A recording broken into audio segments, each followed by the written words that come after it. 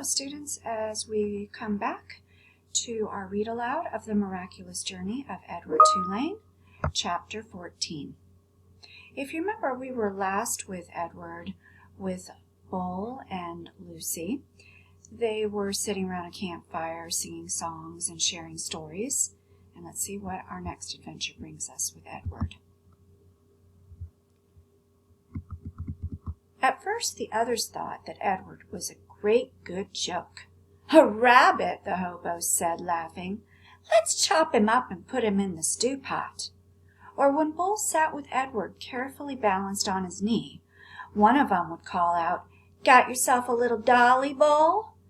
Edward, of course, felt a surge of anger at being referred to as a dolly. But Bull never got angry. He simply sat with Edward on his knee and said nothing. Soon the men became accustomed to Edward, and word of his existence spread.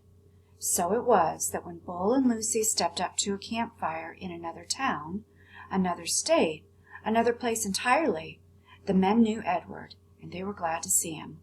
"Malone!" they shouted in unison, and Edward felt a warm rush of pleasure at being recognized, at being known. Whatever it was that had begun in Nellie's kitchen, Edward's new and strange ability to sit very still and concentrate the whole of his being on the stories of another became invaluable around the hobo campfire. "Look at Malone," said a man named Jack one evening.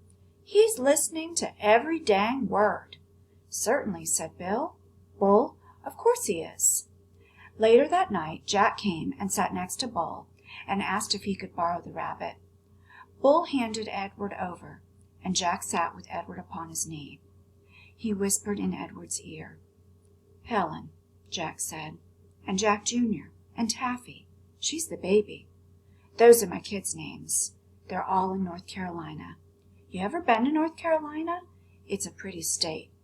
That's where they are. Helen, Jack Jr., Taffy. You remember their names, okay, Malone?"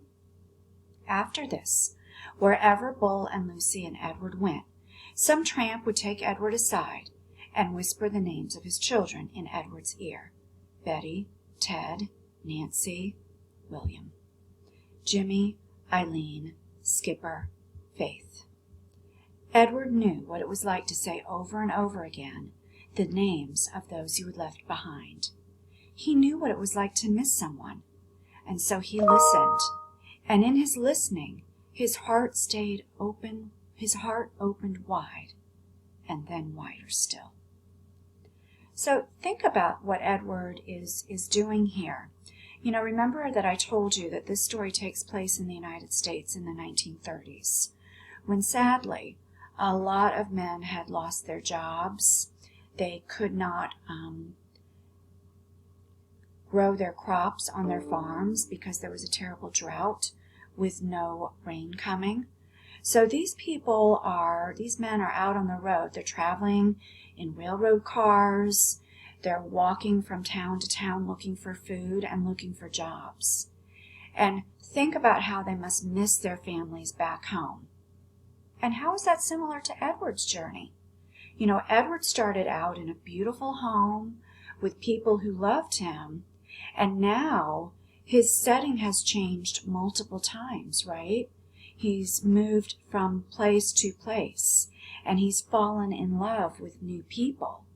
And so now he knows what it's like to miss someone, and he's listening. Remember at the beginning when he said that Abilene would tell him stories and talk to him all day, and he really didn't even care to listen. He's changed, hasn't he? He kind of took Abilene and her love for granted.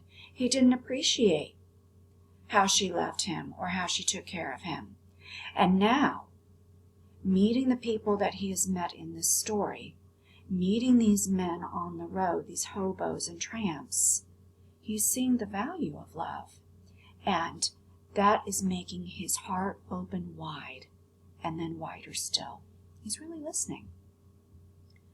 The rabbit stayed lost with Lucy and Bull for a long time. Almost 7 years passed. And in that time, Edward became an excellent tramp. Happy to be on the road, restless when he was still, the sound of the wheels on the train tracks became a music that soothed him. He could have ridden the rails forever. But one night in a railroad yard in Memphis, as Bull and Lucy slept in an empty freight car, and Edward kept watch, trouble arrived. A man entered the freight car and shone a flashlight in Bull's face, and then kicked him awake. "You bum," he said. "You dirty bum. I'm sick of you guys sleeping everywhere. This ain't no motel."